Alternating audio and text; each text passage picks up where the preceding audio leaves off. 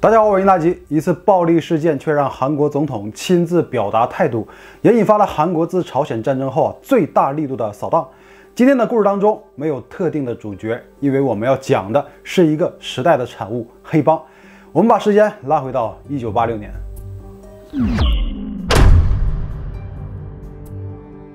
1986年8月14日，韩国光复节的前一天晚上11点30分，在韩国汉城的一家外科医院里，还有一些护士正在值夜班。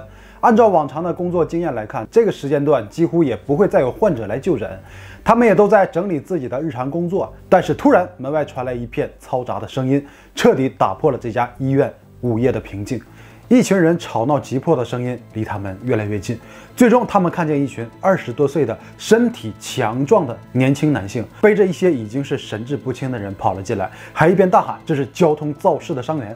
随后他们把4名伤员直接给扔到了地上，就全都扭头迅速地跑出了医院。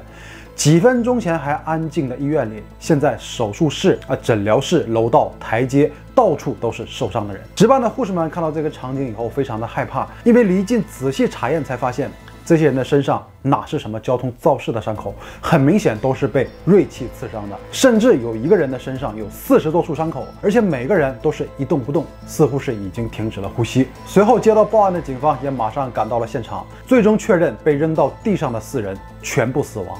第二天，在韩国的光复节最有纪念意义的一天，却让这件事情登上各大新闻的头版。人们都想知道昨天晚上到底发生了什么，把他们扔到医院的又是谁呢？那我们再把时间拉回到当晚事发前1个小时。1986年8月14日晚上10点30分，地点是汉城江南区E3栋的瑞珍会馆。这里有当时最高级的包房沙龙，一共有包间20多个。这种我们可以经常在韩国影视剧中看到。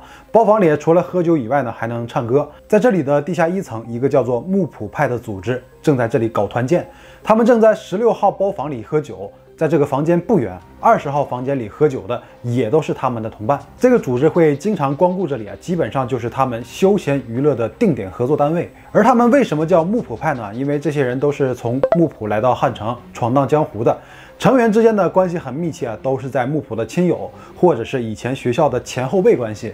那很长一段时间他们都被同行认为是那种乡下帮派，因为是新组建起来的，又没有什么杀人越货的暴力行为。那在我们的理解当中，那无非就是那几种工作嘛，帮人看场子，帮人催债，再不去帮地产商进行强制拆迁。那朴星素案件当中，我们讲过，汉城奥运会之前正是汉城拆迁行动的顶点时期，所以急需这方面的人才这都是知识点，一定要记住。总之，在当时的社会是会有他们一口饭吃。虽然有黑帮的性质但只要你没有什么违法的行为，警方也不会找你的麻烦。因为第二天是韩国的光复节，放假休息，所以那天晚上会馆几乎是爆满。没过多久，会馆又迎来了一批新的客人，进门就非常的吵闹，而且这些人看起来也显得很不寻常，很有气势，说话很大声，身体也很强壮，一共是7名男性。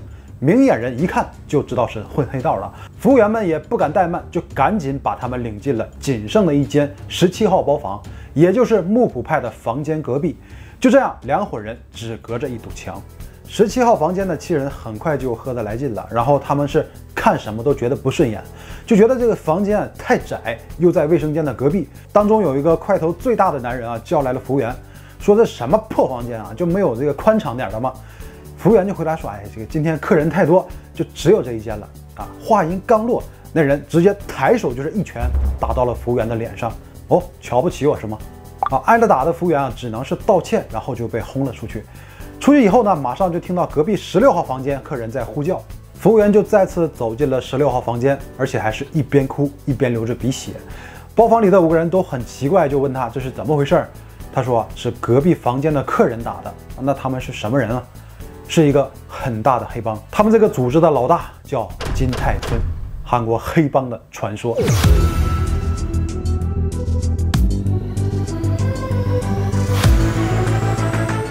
在上世纪70年代，韩国政局动荡，社会治安混乱，为黑帮势力滋生提供了土壤。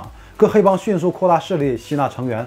1975年，25岁的金泰村加入了韩国光州的黑帮组织。因为头脑聪明并且做事利落，很快就当上了行动队长。2年后，金泰村率领一帮小弟在朝鲜饭店夜总会干掉了自己的老大，并篡权，坐上了头把交椅。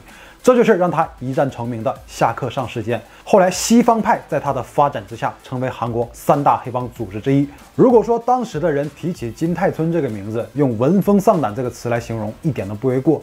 他甚至影响了韩国很多方面。不然你以为韩国那么多优秀的黑帮题材电影灵感是来自哪里呢？这里都有金泰村的影子。我们经常会在电影里看到韩国黑帮械斗使用的棒球棍，就是从金泰村的黑帮集团推广出来的。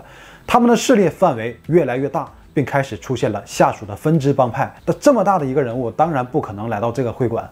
我们故事中17号包房的7人是西方派的旁系组织曼博派。木浦派的成员安慰了一下服务员，一名叫高坚实的人就和他的同伴准备去洗手间。就在经过17号包房的时候，突然包房门被打开了，从里面出来了一个人，和他们正好遇上。这个人叫崔斗实，身材非常的魁梧，身高1.9米，体重100公斤，曾经是重量级拳击运动员。现在他的身份是曼博派的行动队长。木浦派的2个人就这样在走廊与他正好对视上。这时候金高石旁边的同伴竟然开口和崔斗实说话：“哎呦，好久不见了！”原来崔斗实也是木浦人。那这2个人都住在一个社区，彼此之间都认识，就随便寒暄了2句。那原本以为看见老乡打个招呼就没事了，2个人就继续走向洗手间。但是这个时候发生了状况，因为高金石没有向崔斗实打招呼啊。崔斗实27岁，高金石22岁。崔斗实就觉得这小子竟然不给自己鞠躬，连招呼也不打。然后就直接叫住了高金石，看见前辈应该问候一下吧。但是高金石感觉根本就不认识啊，凭什么给你鞠躬？所以就看着崔斗实没有说话。那崔斗实就接着说：“你这狗崽子啊，喝了几天汉城的水，连前辈都不认识了吗？”那抬手就连续扇了高金石几个巴掌。那高金石还是没有说话，就皱着眉毛继续盯着对方。那再次感觉被冒犯的崔斗实直接就抡起了拳头。那忍无可忍的高金石直接开始还手，2人就打了起来。那崔斗实一声令下，17号房间里剩下的6名曼博派成员全都跑了出来，开始围殴高金石。而此时木浦派包房里的人也全都走出包房，在狭窄的走廊里，木浦派和曼博派开始了对峙，气氛非常的紧张，因为一场战争一触即发。崔斗实站在最前面说：“不知道我们是谁吗？就凭你们还想干一下是吗？”然而木浦派的队长金某直接从袜子里抽出了一把刀，心想我们木浦派可能真的就需要一场证明之战。崔斗实直接上前硬刚你敢的话就刺过来试试。那金某直接上前就刺伤了崔斗实的胳膊，高金石紧随其后刺中了崔斗实的大腿。那突如其来的一切把曼博派的人都给吓傻了，本以为他们没有这个胆量，结果是真干了。